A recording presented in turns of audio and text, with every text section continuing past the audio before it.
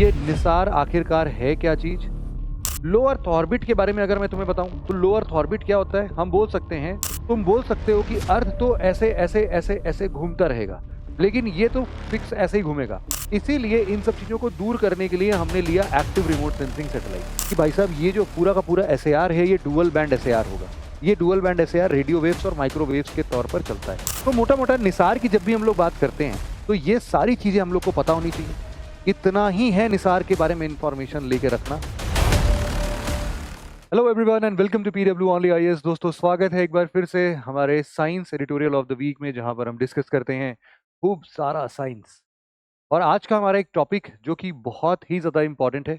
आप इस पूरे इवेंट को लाइव भी देख सकते हैं अभी आज ही अपने इसरो के यूट्यूब चैनल पर।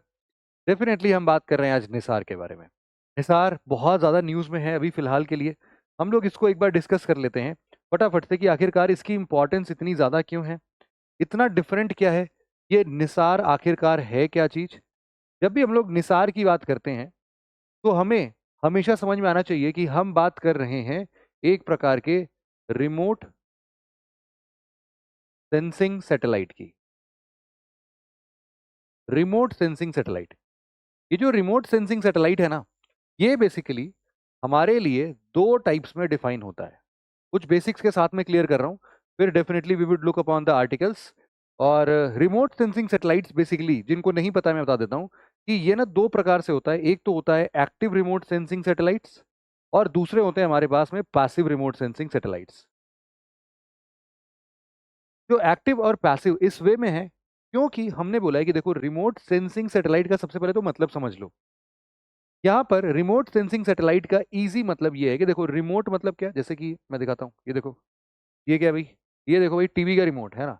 हम क्या कर सकते हैं, टीवी के रिमोट को ऐसे ऐसे करके हम पूरा का पूरा टीवी चला सकते हैं ना। तो रिमोटली कंट्रोल कर रहे हैं, लेकिन यहाँ पर क्या लिखा है, रिमोटली सेंस करना है। सेंस करने का मतलब क्या है, सेंस करने का मतलब ये है कि हम उसको किसी न किसी तरीके से उसके फिजिकल, उसके केमिकल कंपोनेंट्स की स्टडी कर लेंगे।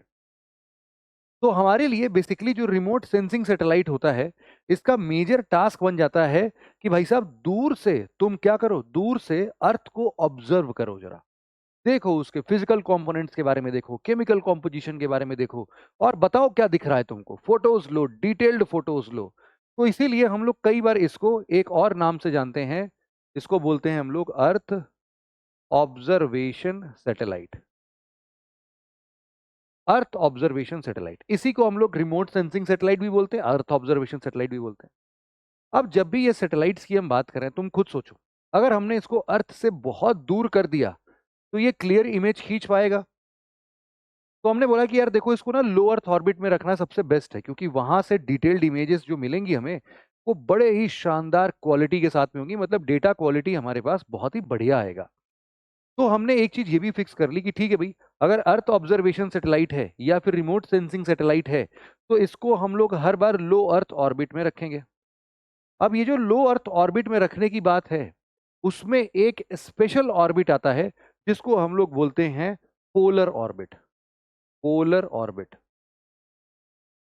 लो अर्थ ऑर्बिट के बारे में अगर मैं तुम्हें बताऊं तो लो अर्थ ऑर्बिट क्या होता है, हम बोल सकते हैं अप टू 2000 किलोमीटर्स, 2000 किलोमीटर तक जो हमारा एल्टीट्यूड है, 2000 किलोमीटर तक क्या एल्टीट्यूड है, इसी को हम लोग क्या बोलते हैं भाई, इसको हम लोग बोलते हैं लो अर्थ ऑर्बिट का एक जोन, जहां तक ये एक्सटेंड हो सकता है। तो अर्थ के सरफेस से मान लेते हैं कि ये हमारा अर्थ का सरफेस है, तो इससे लगभग लगभग 2000 किलोमीटर ऊपर तक, 2000 किलोमीटर ऊपर तक हम क्या बोल सकते हैं, हमारे पास क्या है, ये लो अर्थ ऑर्बिट का पूरा जोन है। लो अर्थ ऑर्बिट जहां पर हम सैटेलाइट्स को छोड़ सकते हैं। अब इसमें एक चीज का ध्यान देना कि लो अर्थ ऑर्बिट सैटेलाइट में ना एक स्पेशल चीज ये होती है कि हम लोग को चूंकि अर्थ को बड़े पास से ऑब्जर्व करना होता है, तो हम लोग इसमें ना एक ज्यादातर करके इसके एक बीच का जो बैंड है जिसको हम लोग बोलते हैं 300 किलोमीटर से लेकर अप्रोक्सीमेटली 700 किलोमीटर तक हम लोग इसको ऑब्जर्व करते हैं। अब ये तो बात हो गई क्या, लो अर्थ ऑर्बिट की। लो अर्थ ऑर्बिट का मतलब यहां पर मैं एक बार और समझा देता हूं आपको। लो अर्थ ऑर्बिट का एक और मतलब ये है कि देखो मान लेते हैं कि अगर ये है हमारा अर्थ, इस अर्थ पर अगर आप लो अर्थ ऑर्बिट की बात कर रहे हैं तो आप इस जोन में जा सकते हैं, आप इस जोन में जा सकते हैं, है ना, ऐसे आप ऐसे भी चला सकते हैं सैटेलाइट को, किसी भी डायरेक्शन में, है ना, आप सैटेलाइट्स को रन कर सकते हैं। These all will be low earth orbit till the time इनके जो भी हाइट है, एल्टीट्यूड है जो इनका, वो कितना हो जाएगा, 2000 किलोमीटर तक हो जाए। अब इसी में एक स्पेशल ऑर्बिट आता है जिसको हम लोग बोलते हैं polar orbit. Polar orbit basically हमारे नॉर्थ पोल और साउथ पोल से होके गुजरता है। मतलब कि ये रहेगा तो यही, लेकिन ये गुजर कैसे रहा है, पोलर ऑर्बिट। इसको हम लोग क्या बोल देते हैं, पोलर ऑर्बिट। पोलर ऑर्बिट एक ऐसा लो अर्थ ऑर्बिट है जिसका इंक्लिनेशन कितना है भाई साहब, 90 डिग्री। Inclination is 90 degree. तो अब ये भी समझ में आ गया कि पोलर ऑर्बिट क्या होगा। पोलर ऑर्बिट ये इस डायरेक्शन में घूम रहा होगा, पोलर ऑर्बिट। और इसमें ध्यान देने वाली बात ये है कि जो अर्थ है तुम्हारा, वो अर्थ तो अभी भी इसी डायरेक्शन में मूव कर रहा है ना, तुम्हारे सामने से अर्थ निकल गया ऐसे, बट ये कैसे मूव कर रहा है, इस डायरेक्शन में मूव कर रहा है। तुम बोल सकते हो कि अर्थ तो ऐसे ऐसे ऐसे ऐसे घूमता रहेगा, लेकिन ये तो फिक्स ऐसे ही घूमेगा। तो हो सकता है कि ये ऐसे घूम रहा हो, दोबारा जब आए तो अर्थ थोड़ा सा और घूम गया हो, तिबारा आए तो अर्थ थोड़ा सा और घूम गया हो, चौथी बार घूमे तो थोड़ा सा अर्थ और घूम गया हो। मतलब क्या है कि ये तो अपने हिसाब से नाचता रहेगा, लेकिन ये पूरे अर्थ को कवर कर सकता है एक ही सैटेलाइट। इस पोलर ऑर्बिट की यही खासियत होती है कि जब भी हम लोग पोलर ऑर्बिट पर लॉन्च करते हैं किसी भी सैटेलाइट को, तो ये एक satellite it can cover entire earth. अब जिसको जिसको ये बात बची नहीं, उसके लिए एक छोटा सा मैं यहाँ पर आपके लिए डिस्क्रिप्शन भी दिखा देता हूँ भाई। यहाँ पर आप देख सकते हैं, हम लोग लिखते हैं इसमें पोलर ऑर्बिट, यहाँ पर देखो आप,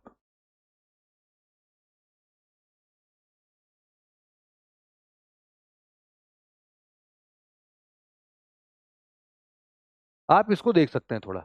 अब आप देखो कि आपके लिए क्या है भाई, एक ही सैटेलाइट है, लेकिन बार बार वो अर्थ के एक पोलर रीजन्स पर नाचते नाचते नाचते नाचते ये पूरे अर्थ को एक एक करके धीरे धीरे धीरे धीरे करते करते क्या करेगा, पूरा का पूरा कवर कर लेगा।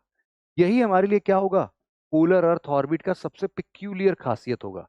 ये एक ही सैटेलाइट पूरे अर्थ को देख सकता है ना। इसको टाइम लगेगा, मल्टीपल राउंड्स लेने पड़ेंगे, बट ये मल्टीपल राउंड्स धीरे धीरे धीरे धीरे करते करते ये पूरे ग्लोब को कवर कर लेगा। ये खासियत है पोलर ऑर्बिट की। देखो अभी तक हम लोगों ने एक बार भी निसार का जिक्र नहीं किया है, we have just understood the basic version of it.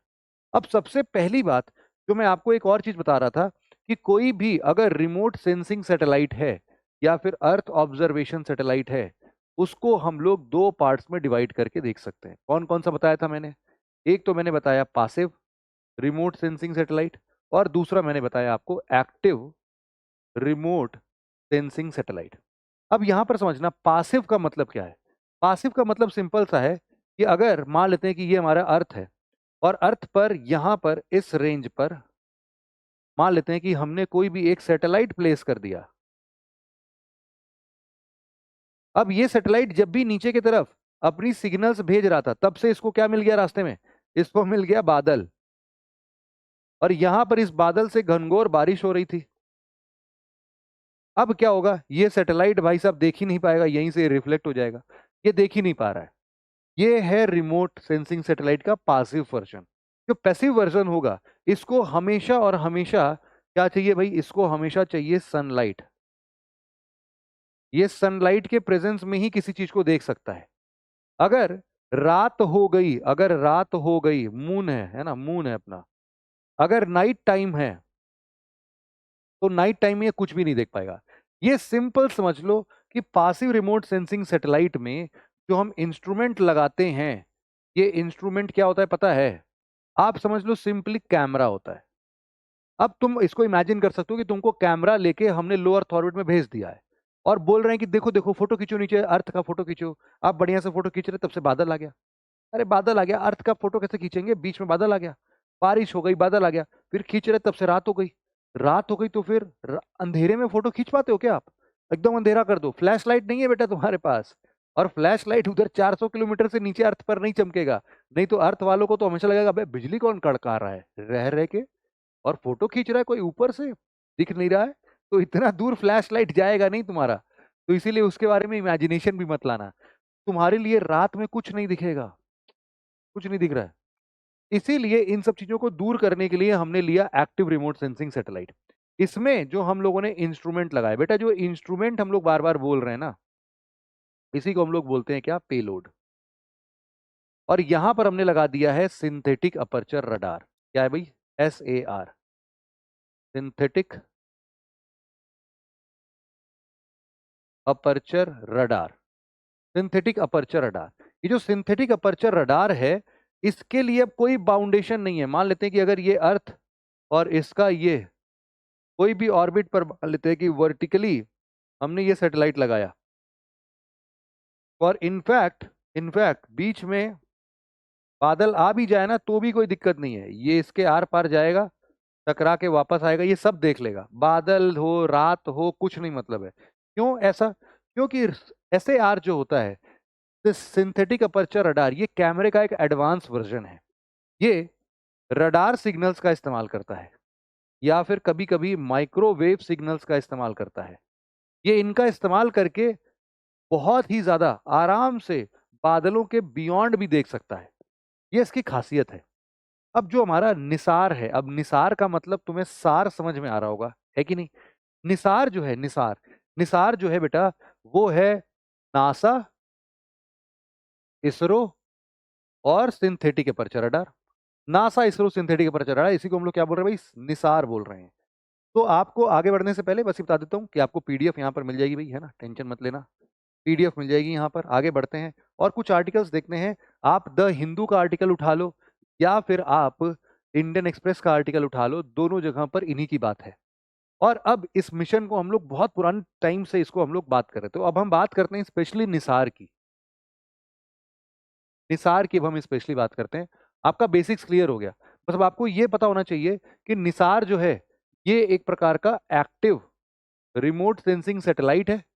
इसको भी हम लोग पोलर ऑर्बिट में लॉन्च करने की बात कर रहे हैं।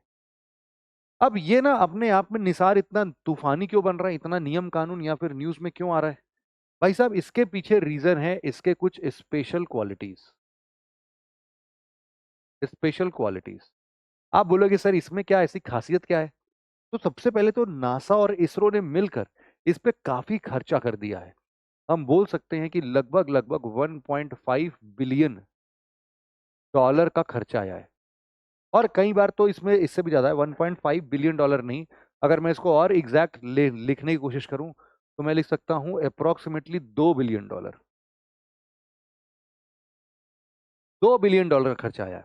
इसमें से 1.1 बिलियन खर्चा जो है वो लगभग नासा की तरफ से, और 0.9 मिलियन का खर्चा जो है, 0.9 बिलियन का खर्चा जो है वो हमारा इसरो की तरफ से है। अब यहां पर हम लोग समझते हैं इस चीज का क्या मतलब है, इसको जरा आप लोग ध्यान से सुनना। स्पेशल क्वालिटीज क्या क्या है। सबसे पहले हम बोल रहे हैं कि स्पेशल क्वालिटी के नाम पर इसमें लगाया गया है dual band SAR, dual band synthetic aperture radar. Dual band ये बहुत इंपॉर्टेंट है। ये डुअल बैंड लगाने से फायदा क्या मिलेगा हमें, डुअल बैंड से ना हम लोग अर्थ को और क्लोजली ऑब्जर्व कर पाएंगे, हम लोग और शानदार तरीके से ऑब्जर्व कर पाएंगे।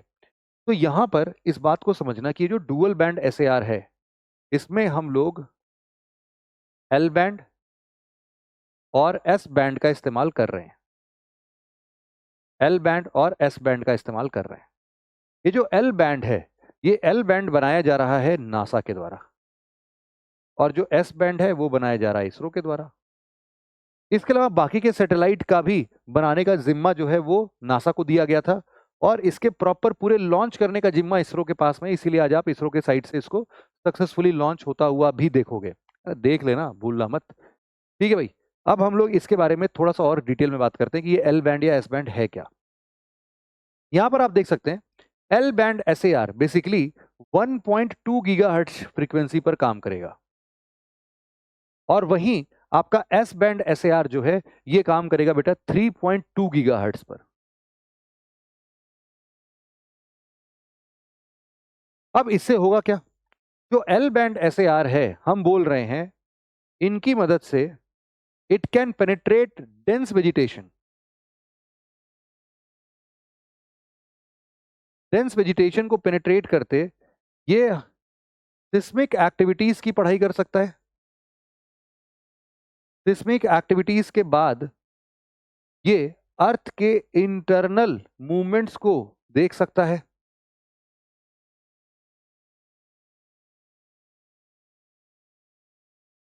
ये जितने भी हमारे यहाँ पर वॉल्केनिक जोन्स हैं उनको स्टडी कर सकता है। और सिमिलरली ऐसे अगर एस बैंड की बात करें हम लोग, तो एस बैंड में आप बोल सकते हो कि जितने भी सरफेस डेटा होंगे जैसे कि वेजिटेशन, यहां पर आप देख सकते हैं ये क्या करेगा, it will capture surface details जैसे कि क्रॉप्स या वाटर सरफेस। वेजिटेशन मतलब कि वही क्रॉप सरफेस और वाटर सरफेस। Water surface. अब यहां पर ये जो डुअल बैंड SAR है ना, ये काफी शानदार तरीके से अर्थ के अलग अलग जोन्स में काम करेगा। इसकी एक बहुत ही शानदार स्टडी आप ये भी बोल सकते हो कि इसका इस्तेमाल हम लोग करेंगे इन्वायरमेंटल स्टडी के लिए। कहां पर कर रहे हैं भाई, इन्वायरमेंटल स्टडी के लिए। कहां पर इन्वायरमेंटल स्टडी में कैसे काम आएगा भाई, आप देख सकते हो कि चूंकि ये पोलर जोन में हम इसको नचा रहे होंगे, तो ये हर बार आर्कटिक आर्कटिक और अंटार्कटिक रीजन से गुजरेगा कि नहीं गुजरेगा, तो वो इनकी पूरी मैपिंग करेगा, इनकी पूरी मैपिंग करेगा। अब यहाँ पर ना एक कॉन्सेप्ट और होता है, इसको भी हम लोग समझते हैं कि ये स्पेशल क्वालिटीज और क्या क्या है इसके अंदर। तो एक तो हमने बोला कि भाई साहब ये जो पूरा का पूरा SAR है ये डुअल बैंड SAR होगा। ये dual band SAR radio waves और माइक्रोवेव्स के तौर पर चलता है। अब दूसरी स्पेशल क्वालिटी इसकी ये है कि इसके पास में एक 12 मीटर डायमीटर का एंटीना लगेगा। ये हमें ऊपर से लो अर्थ ऑर्बिट मतलब वो पोलर ऑर्बिट से हमें इतना शानदार व्यू देगा कि हम अगर ग्राउंड बेस्ड रखते तो इसके लिए हमें कम से कम नहीं तो 20 किलोमीटर चौड़ा एंटीना लगाना पड़ता। ये इतनी क्लैरिटी के साथ महज 12 मीटर के डायमीटर से ही वो डेटा को कैप्चर कर सकता है। तो ये भी बड़ी शानदार चीज है। पॉइंट नंबर 2 हो गया ये। पॉइंट नंबर 3 क्या है, हम बोल रहे हैं कि ये पूरे ग्लोब को 12 दिन में मैप करेगा। It will map complete globe in every 12 days. अभी वो वाला वीडियो दिखाया था ना आपको जो ऐसे से घूम रहा था, तो उसको 12 दिन लगेंगे, लेकिन 12 दिन के बाद फिर से वो उन्हीं एरियाज को एक्सप्लोर करेगा। तो ये हर 12 दिन के बाद, हर 12 दिन के बाद ये क्या कर सकता है, ये ट्रेस कर सकता है डेवलपमेंट्स को। ट्रेस कर सकता है किसको, ये ट्रेस कर सकता है अगर कोई मान लो इन्वायरमेंट डिग्रेडेशन है, तो इन सभी चीजों को ये क्या करेगा, बहुत अच्छे तरीके से मॉनिटर करेगा। द हिंदू के आर्टिकल में जब हम देख रहे थे तो एक बहुत ही शानदार लाइन लिखी थी कि आज का जो अर्थ है, आज के अर्थ में बहुत सारे चेंजेस होते हैं। यहां पर लिखा हुआ है कि ये ना natural disaster, human driven changes है, क्लाइमेट शिफ्ट है, इन्वायरमेंट को बहुत अफेक्ट करता है। ह्यूमन सोसाइटीज अपने आप के डेवलपमेंट में इन्वायरमेंट को बहुत अफेक्ट कर रही है। इन सभी चीजों को पढ़ना बहुत जरूरी है, क्लोजली ऑब्जर्व करना बहुत जरूरी है, because it will help scientist, governments, relief agencies and ultimately human beings, जिससे कि वो एक प्रॉपर रिस्पॉन्स प्लान मैकेनिज्म को इंटैक्ट तरीके से चला सके। तो अब यहां पर ना ये काफी सही चीज है, मतलब ये करना चाहिए हमें, इसीलिए तो हम निसार भेज रहे हैं। हम बोल रहे हैं कि ये पूरा जायंट एंटीना को मिमिक करेगा। हमने ये सारे इसके मेजर मेजर जोन्स पढ़े। अब यहां पर ये 12 डे साइकिल की बात करें तो यहां पर हम देख सकते हैं, ठीक है, इसमें अब हम लोग एक चीज और लिखते हैं, इसका एक स्पेशलिटी और है। क्योंकि ये डुअल बैंड SAR है, तो हम बोल रहे हैं कि ये लगभग जब ग्लोबल लेवल पर चल रहा होगा तो ये एल बैंड SAR के साथ पूरे ग्लोब को मैप करेगा। लेकिन जब इंडिया में ये इंटर करेगा तो हम इसका डुअल बैंड सिस्टम यूज करेंगे। जब डुअल बैंड सिस्टम इंडिया में यूज होगा तो आज तक ऐसा कोई भी सैटेलाइट नहीं बना है जिसके अंदर सिंथेटिक एपर्चर रडार दो अलग अलग बैंड से इंफॉर्मेशन को कलेक्ट करें। तो हम बोल रहे हैं कि इसकी जो डेटा क्वालिटी होगी, डेटा क्वालिटी जो होगी ये हमेशा एक कंबाइंड वर्जन में हमें इंफॉर्मेशन देगा। कंबाइंड वर्जन मतलब एक ही जगह को, एक ही स्पेस को एल बैंड के साथ भी देखा जाएगा और एस बैंड के साथ की फ्रीक्वेंसी पर भी देखा जाएगा। इसीलिए हमें कंबाइंड वर्जन में ज्यादा डिटेल्ड इंफॉर्मेशन मिलेगा, डिटेल्ड इंफॉर्मेशन ज्यादा होगा। अच्छा, अब इस पूरे पूरे निसार सैटेलाइट का जितना भी डेटा होगा, इसको इसको ऑब्जर्व किया जाएगा हमारे ग्राउंड लैब से in USA as well as India. इन दोनों जगहों से हम इसको बढ़िया अच्छे तरीके से मतलब रन करेंगे। इस पूरे पूरे निसार का जो टोटल ड्यूरेशन है वो अप्रोक्सीमेटली कितना है भाई? 3 साल का है। 3 साल का। इस 3 साल के ड्यूरेशन में 2 साल तक और फर्दर एक्सटेंड भी हो जाएगा। हम लोग को बहुत सारे एक्सपेरिमेंटल स्टडीज करने का मौका मिलेगा। अब यहां पर हम लोग इस बात को समझते हैं, कुछ कुछ बातें यहां पर जो हमारे पास में और भी थी वो ये है कि निसार जो है ना, एक प्रकार के 6 एरियाज में अपने आप को स्पैन करके देख रहा है ना। इसके लिए मैं इसमें एक बार 1 मिनट इसको इस तरीके से ले लेता हूं, ताकि इसी डेटा को मैं आपके लिए वापस से इस्तेमाल भी कर सकूं। आप यहां पर इस चीज को पूरा अच्छे तरीके से समझ सकते हैं। तो ये 6 एरियाज की हम बात कर रहे हैं ना, ये भी हमारे लिए पढ़ना बड़ा जरूरी है। ये भी एक स्पेशल क्वालिटी में आता है जब भी हम बात करते हैं किसकी? निसार सैटेलाइट की। अब यहां पर जब भी हम बात कर रहे हैं, ये आप देख सकते हैं कि ये 6 हम लोग लिखते हैं यहां पर 6 एरियाज जहां पर ये काफी अच्छा काम कर रहा है। वो कौन कौन सा है? सबसे पहला है, हमने बोला सॉलिड अर्थ प्रोसेस, मतलब इंटरनल मैकेनिज्म, जहां पर भी इंटरनली ये सारा काम हो रहा है वहां पर हम इस चीज को देख रहे हैं। दूसरा हम बोल रहे हैं यहां पर इकोसिस्टम, मतलब हमारा इन्वायरमेंट जो है वो भी काफी अच्छे तरीके से काम आ रहा है। फिर तीसरे नंबर पर हम यहाँ देख सकते हैं आइस डायनामिक्स, मतलब कि आप पोलर रीजन्स की बात कर सकते हैं कि ये वहां पर कितने बर्फ पिघल रहे हैं, ग्लोबल वार्मिंग का कितना इफेक्ट पड़ रहा है, ये सब बातें करेगा। नेक्स्ट हम लोग बोल सकते हैं इसमें कि ये हमारे लिए कोस्टल और ओशियन प्रोसेस भी करेगा। एस बैंड के लिए स्पेशली तो हम बोल ही रहे हैं, कोस्टल एंड ओशियन प्रोसेस को भी डिटेल में स्टडी करेगा। इसके अलावा इसका एक बहुत ही प्रोमिनेंट फीचर है डिजास्टर रिस्पॉन्स में।